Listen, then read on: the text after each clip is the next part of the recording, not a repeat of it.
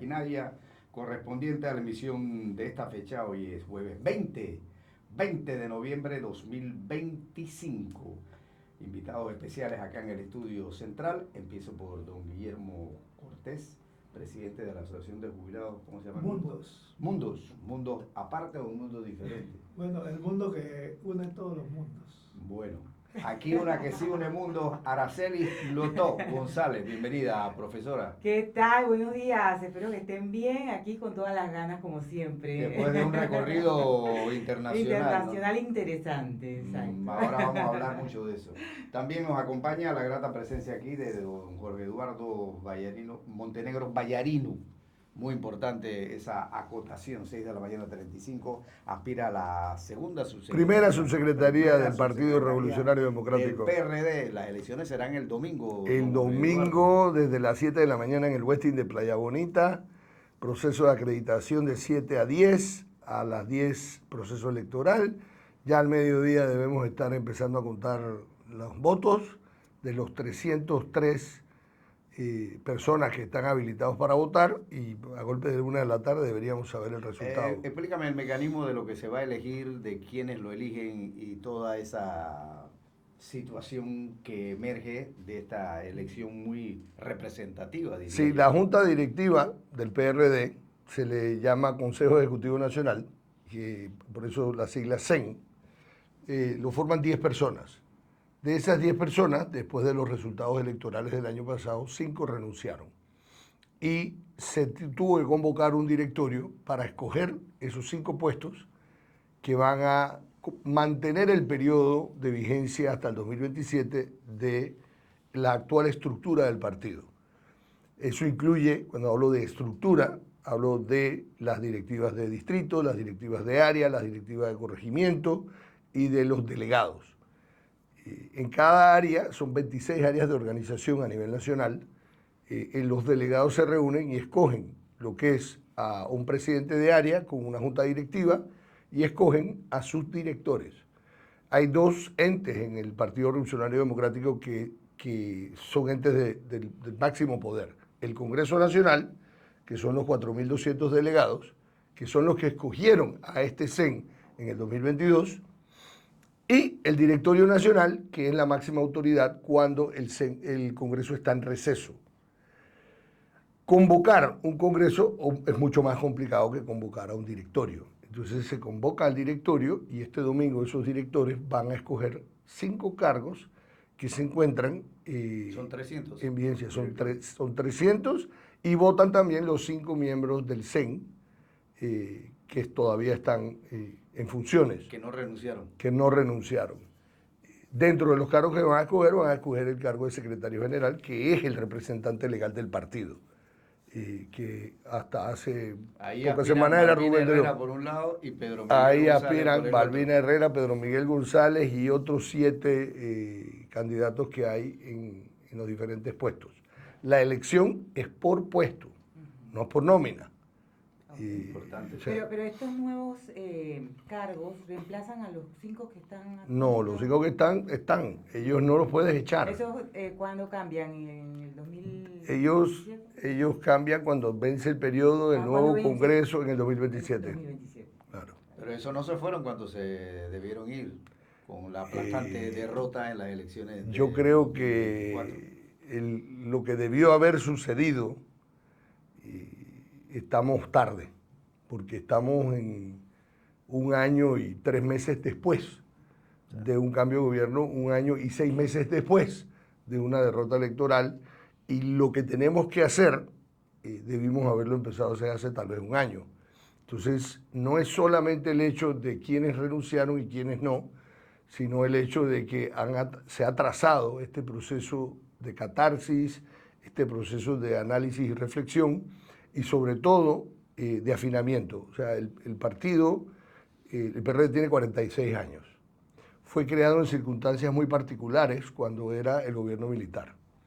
Y las estructuras del partido, que son muy formales y muy bien establecidas, los propósitos que tenían en su momento histórico caducaron.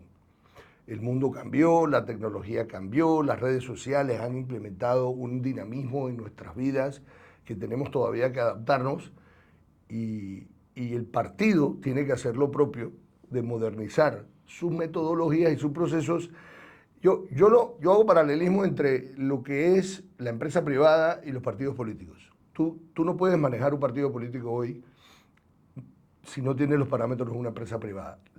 Porque el mercadeo político es el efecto de convencerte para que tú hagas una acción de compra. La acción de compra tuya es el voto. Y el voto tuyo es en fe, porque no te llevas nada para la casa. No estás comprando tuna y me llevo esta tuna en aceite de oliva, ahumada, en trozos del Pacífico, pero es un intangible. Pero el efecto psicológico del efecto de la compra del voto lo tienes que ver en función de un mercadeo y de que yo te estoy llevando un producto. Al no entender esto, empezamos a tener ciertos modelos populistas y ciertos modelos que no entienden que tú tienes que estar conectado con el mercado. Cada vez que el mercado sufre una distorsión, ya sea que sale un científico diciendo que la soda cáustica da cáncer, al día siguiente las ventas de sodas a nivel mundial se caen. Tú tienes que estar dispuesto a reformular inclusive el ingrediente. ¿Cómo voy a hacer soda ahora sin soda cáustica? Entonces, los partidos políticos debemos tener modelos que puedan medir las distorsiones del mercado. En el caso de la elección más palpable, la distorsión fue Vamos. Nadie los vio con seriedad, nadie los vio con una organización y ellos aprendieron de los mejores y aplicaron las ideas de los guiones del PRD, del Partido Panameñista, del Partido CD, con nuevas tecnologías, con nuevas metodologías para poder acceder a un mercado electoral y los resultados fueron fantásticos. Pero la estructura de poder que existe actualmente va a permitir que ustedes incidan de alguna forma en esta renovación que requiere el partido y que usted está clarito, pero no sé no sabemos el resto. ¿Cuánta posibilidad haya de que esto pueda tener algún nivel de Mira, influencia? yo te voy a decir algo, que el poder no se regala, ni se cede, ni se hereda, se arrebata. Sí, exacto. Entonces, tú no, la respuesta a tu pregunta es por supuesto que no. Ellos van a tratar de mantener el status quo porque es el que conocen. Al ser humano le da miedo lo incierto, lo nuevo, lo novedoso. Tú dices, tú lo repeles al inicio, pero liderar un cambio incluye sumar personas que al principio, pues a lo mejor no están de acuerdo. Pero de esas 5 personas que se quedaron en el CEN, 3 perdieron las elecciones. O sea que lo que yo estoy diciendo no es ajeno a ellos. 2 eran diputados, 1 era representante y los 3 perdieron. O sea que cuando nos sentemos a hablar de los cambios necesarios que hay que hacer para que la papeleta del partido vuelva a tener valor, para que el mercado acepte la compra en la papeleta del PRD, ellos se van a sentir identificados. O sea, esto no es ajeno. Jorge, estos cambios parecen más cosméticos que realmente de fundamentación política, porque queda la mesa coja. Faltan conceptos fundamentales aquí que llenar, que con este reemplazo no se llena. Por ejemplo, aspiran el mismo Pedro Miguel González a la Secretaría General del partido. El mismo Benicio Robinson se mantiene. O sea que no hay cambios fundamentales en la estrategia a seguir por parte del partido. Se mantiene el tradicionalismo de los partidos desgastados, desvencijados, que no aportan nada al desarrollo político nacional, que son más de lo mismo. ¿Dónde entra la figura de Jorge Montenegro Vallarino para hacer el cambio aquí y que respiremos una bocanada de oxígeno tan necesario en este sistema corrupto? Porque, por ejemplo, en el caso del señor Pedro Miguel González, él aparece en los Varela Leaks, Sí. recibiendo millones de dólares por parte de Varela, según los Varela Leaks, incluso con notarías, con puestos, que son realmente un escándalo y aspira a más de lo mismo. Me pregunto, ¿este es el cambio que quiere hacer PRD el domingo? Dice, yo le decía a Adelita Goriata ayer que cuando la vida te tira limones, tú haces limonada. Y no es lo ideal, no es lo ideal. Yo aspiraba a principios de año a la Secretaría General para poder liderar realmente una renovación profunda. Porque yo creo que todos sabemos lo que hay que hacer. Esto es como cuando te dicen tienes cáncer, ¿no? Entonces tienes que ir al oncólogo y te das culillo, porque tú quieres preferir irte a dormir sin ir que no saber. Nosotros tenemos que cambiar la metodología en que escogemos el propio CEN. Tenemos que, o sea, toda la estructura del partido está obsoleta. Y en efecto, una conversación que tuve yo con Pedro Miguel, yo traté de convencerlo de que no corriera, que me apoyara. Pero en la realidad que dice, no, yo voy a correr porque hay que hacer esto, yo le digo, bueno, pero compartimos una visión de cambio. Yo creo en la evolución de las personas. Yo creo en la evolución del propio Benicio Robinson, de Raúl Pineda, de Ricardo Torres. O sea, ellos no pueden ser la misma persona hoy que hace un año y medio antes de la sacada de Ñex que nos dieron. O sea, tú tienes que haber... Si no hubiera parece que no hubiera ocurrido nada. Ah, Sí, no. exacto. Eso es más que una derrota. Oye, fue bochornoso. Ni Carlos Duque en el gobierno de Manuel Antonio Noriega le fue tan mal. Mire, escuchamos pero no juzgamos, como dicen por ahí.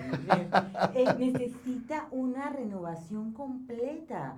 Existe la evolución de las personas y todo lo que usted ha dicho. Pero el PRD, si no cambia toda esa estructura, ¿lo va a hacer por el gusto o más difícil? Yo te voy a decir algo que es un poquito más tétrico de lo que lo acabas de plantear. Paradójicamente yo digo a la gente que dice, no, PRD está en cuidados intensivos. No, PRD estamos en el velorio. O sea, lo que Julio planteó del cambio cosmético y profundo es calidad de milagro. No te equivocas, no te equivocas. O sea, yo estoy planteando que hay que hacer un milagro para revivir al partido. Totalmente. Pero estoy dispuesto a hacerlo. Y habemos muchas personas que queremos tratar de hacer ese milagro antes de colgar los guantes. Porque ser tesarudo y decir, no, yo no quiero hacer esto, sí va a funcionar, vamos a resucitar como lo hicimos en la invasión, era otro PRD, era otra ideología, había otros valores que movían a la membresía. Hoy en día es un escenario muy patético. Y Julio lo planteó muy bien. O sea, suena muy bonito lo que yo digo, pero yo tengo que convencer a los otros nuevos miembros del CEN a trabajar en un nuevo guión, llámese un nuevo estatuto. Una vez tenemos un borrador de ese nuevo guión, tengo que convencer a los 300 directores a aprobar esos cambios estatutarios que también le van a afectar su historia de gobernanza. Y esos 300 directores después tienen que convencer a los 4.000 delegados a ir a un congreso extraordinario, que ese es otro reto, y que ellos aprueben un nuevo cambio de guión para que inclusive los afecte a ellos mismos en su subsistencia política. Pero eso es lo que hay que hacer. Cualquier otra cosa es maquillaje, como dijo Julio. Vamos a estar inmersos en tratar de ponernos guapos, pero realmente no hicimos nada. Un caparazón podrido por dentro. Ah, vale. Entonces, así de fuerte es el milagro, para responder tu pregunta, de lo que hay que hacer para en el 2027, entonces poder decir, voy a renovar el PRD, porque vas a renovar todas sus estructuras con un nuevo guión que te debe llevar a un nuevo escenario donde debe cambiar la película. Si yo repito el guión del 2022 en el 2027, estoy listo. ¿Cómo plantear las condiciones actuales de tal manera que haya verdaderamente una renovación, una transformación a lo interno del partido, que no signifique más de lo mismo, y la escisión decepcionante que para su electorado y su membresía han significado los últimos años, que han posicionado al partido como adláteres de los gobernantes, es decir, la postura sumisa de seguir las directrices a nivel de los gobiernos correspondientes, porque los que mandaban en el PRD eran parte de los beneficios económicos de la gestión gubernamental. No importa el de Varela gobierno. como de Cortizo. O de Martinelli. Y los que lo dirigían participaron de eso. Hicieron alianzas y componendas contrarios a los intereses de la nación. Lo que estamos haciendo ahora mismo es removiendo la base, la raíz. Y porque al final del día los líderes nacionales también dependen de la papeleta. De ese directorio de 300 personas, casi 100 fueron afectados por las elecciones. Representantes, alcaldes, diputados, ya sea que no se reeligieron, ya sea que se reeligieron, ya sea, y ellos ven en riesgo su liderazgo territorial por una papeleta débil. Volvemos al mercadeo político. Tú le dices a uno de ellos hoy en día, y te lo digo porque lo he recorrido el país, que si yo les regalara la postulación en el PRD, si ellos la aceptaran, el silencio es profundo. Entonces, hay una necesidad imperativa en la raíz de que este escenario cambie. Entonces, de alguna manera, esa necesidad hay que obligar al claustro, que no quiere que cambie, a cambiar. Y entender que los cambios son necesarios porque la gente depende de ellos. Buen punto. Esta es una elección corta, don Jorge. Nos quitamos la máscara aquí en este momento. ¿Quién paga? ¿Quién paga los votos? Porque son 300. Se hablaba de... Yo escuché versiones de $1,000 por voto y algunos ahí en los internos del partido manejando los nombramientos en la asamblea que siguen siendo parte de lo mismo. ¿No cree usted ahí que haya una torcedura de brazos ahí o una componenda para...? Van a tratar, yo te adelanto que hay un almuerzo convocado en un hotel al lado del Westin el sábado a las 12 con los directores para darles un discurso de unidad y de lealtad al partido. A la estructura, Entonces, al establishment. Yo te voy a decir que yo lo viví, Julio, como representante de corregimiento reelecto. En la elección pasada, nadie dio más plata en movilización, en comida, en suéter, en gorra, que el PRD. Y ahí están los resultados. Yo te puedo decir con certeza que ese almuerzo va a ser un éxito. Ahí van a haber 250 directores. Y todos van a comer. Y todos van a agarrar el sombrerito. Y si hay aguinaldo, se lo llevan. Pero al día siguiente, ellos aprendieron la lección. Y como te digo, $1,000, $1,500, lo que sea, te pueden resolver el problema del mes.